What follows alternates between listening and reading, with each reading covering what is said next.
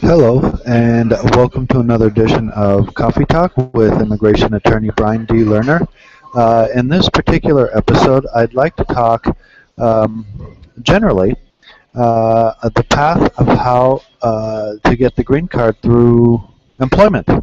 Most people, when they first hear of immigration, they think, well, you marry a U.S. citizen, you have a brother that petitions you, and 22 later you come into the U.S., a mother petitions you, or, there's all kinds of family-based ways of coming. But what if you either don't have a family-based way of coming to the U.S., or what if there are much faster, more efficient ways to come as an employment-based route to become a lawful permanent resident?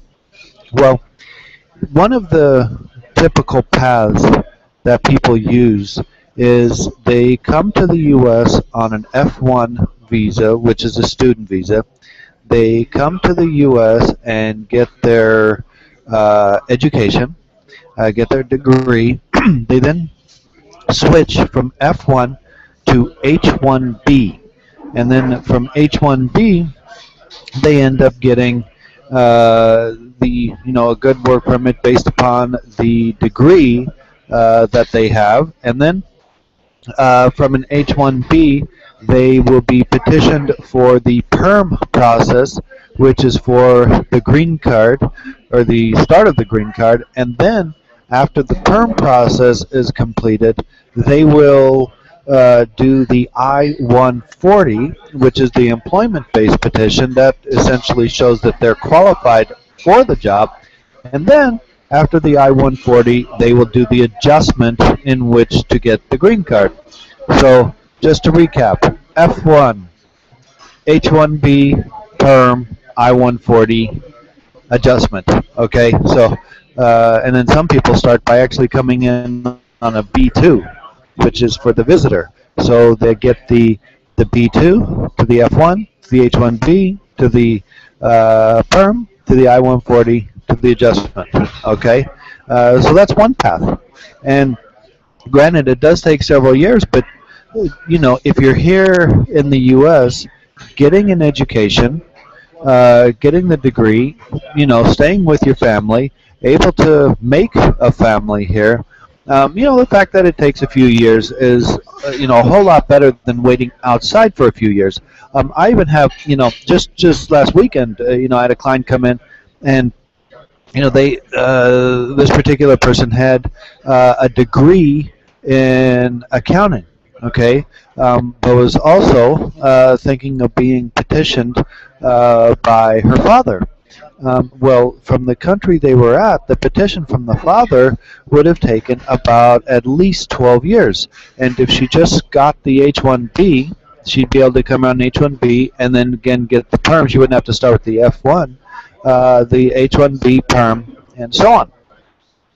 Now, that's not the only path to the green card. There are others, okay? And it depends.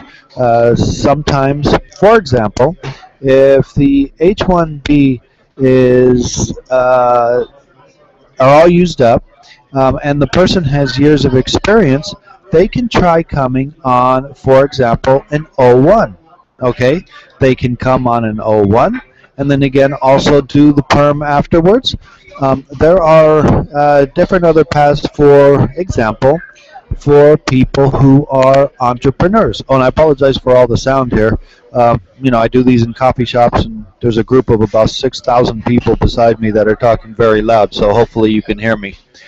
But at any rate, for the entrepreneur types, you can, for example, if you have a business in your home country, you then will be able to start a business here and get an L1, and then from the L1 you would just jump into the multinational manager visa. So you go L1, multinational manager, and then you then will be able to start a business here and get an L1, and then from the L1 you would just jump into the multinational manager visa.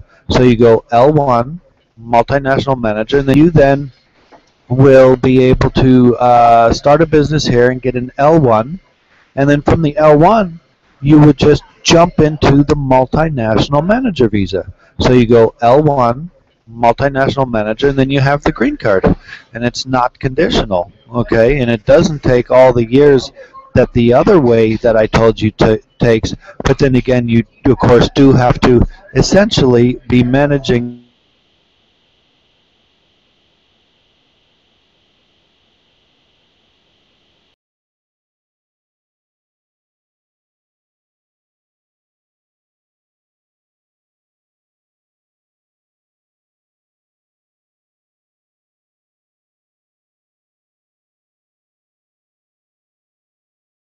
and have a show that you are being persecuted, and you might end up being put in detention, but at least you will be released after through bond, and then you can apply for asylum that way.